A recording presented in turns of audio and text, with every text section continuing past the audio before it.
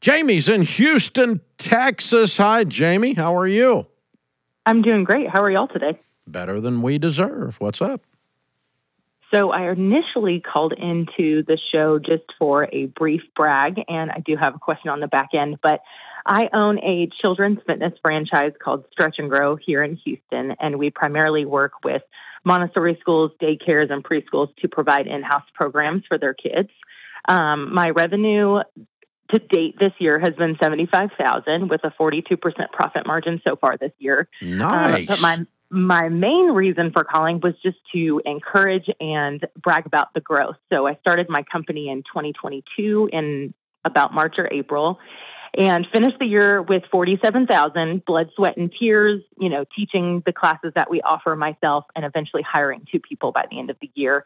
The end of 2023, you're the outsourced phys ed teacher. Yes, absolutely. Wow. And it's convenient for parents, too. So that way they don't have to take their kids to the gymnastics facility after work. We come in-house. We can do it for their kids and partner with the schools that way. It's pretty sweet. Very good model. I like it. And it's, growing fast, huh? Yeah, it's been pretty crazy. I'm very, very grateful and have kind of been taken back by how God has blessed our family and my business. But by the end of 23, I did $103,000, so just about doubled. Wow. And then I'm on track to finish the year at $250,000. So look at you. She's on fire.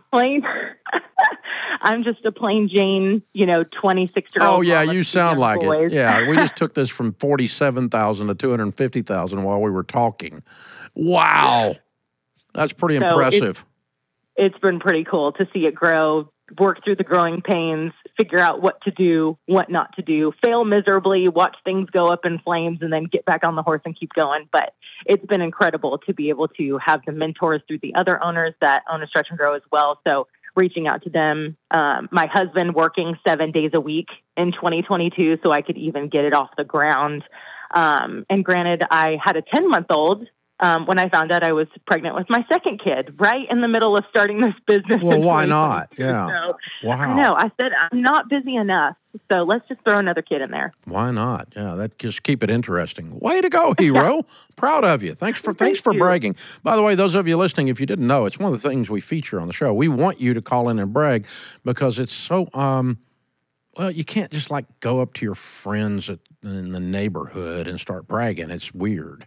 But here we encourage it because it encourages other entrepreneurs to say, yeah, you could be Jamie if you were as cool as Jamie. Wow, that's cool. Very neat. I like it. So thanks for bragging. And you said you had a question too?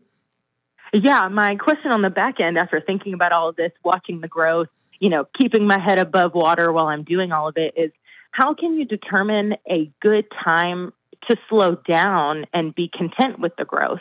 Trying to set goals and think about finishing out this year or next year. Well, doubling in 2025 would be $500,000, and I can't even fathom that in my brain. You couldn't fathom 250 though.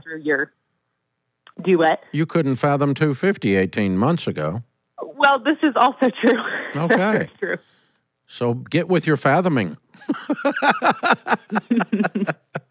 What you can conceive and believe, you can achieve, Earl Nightingale said. So yeah, you get with your fathoming. I like it. So how do you know when to slow down? Well, here's the thing.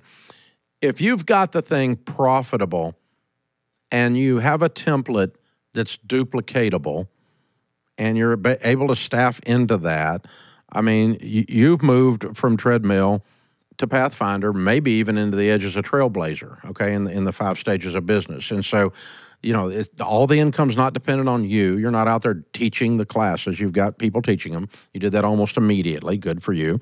That gets you off a treadmill, right? You're managing your time. You're managing your growth. You're managing your processes. So you're right on track with what we teach in the EntreLeadership system. Now, so I think the thing is more emotional than anything else at this stage to say, okay, what would have to be true for us to get to 500 and me not be doing 80 hours a week? Okay, I got to staff that. So what could happen is you could be not content with growth, but become content with a little less profit because you bought some of your life back by staffing. Yeah. Did I miss it? Nope.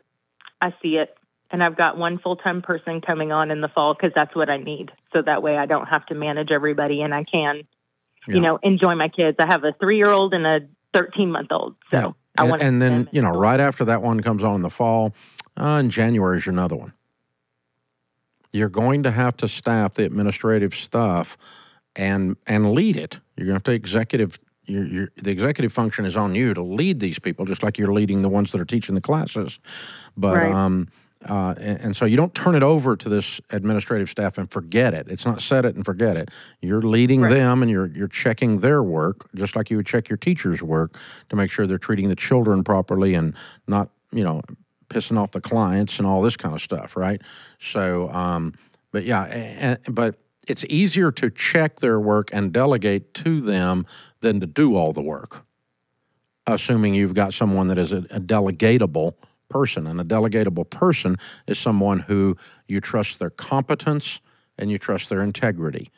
And so, like, if you've got an administrative person doing scheduling, then that gets that off of you, that's what you mentioned, then yeah, I'm going to trust their competence to do that, and I'm going to trust their integrity that they're really doing it, and all the teachers aren't getting sideways because their schedules are all screwed up because this person half-butt works and whatever. You got to check, you got to inspect what you expect, Zig Ziglar used to say, and then you can let the delegation go. But after you've had a scheduler or somebody doing that for 2 years and they've never skipped a beat, it's pretty easy to, step back and we'll just watch that happen.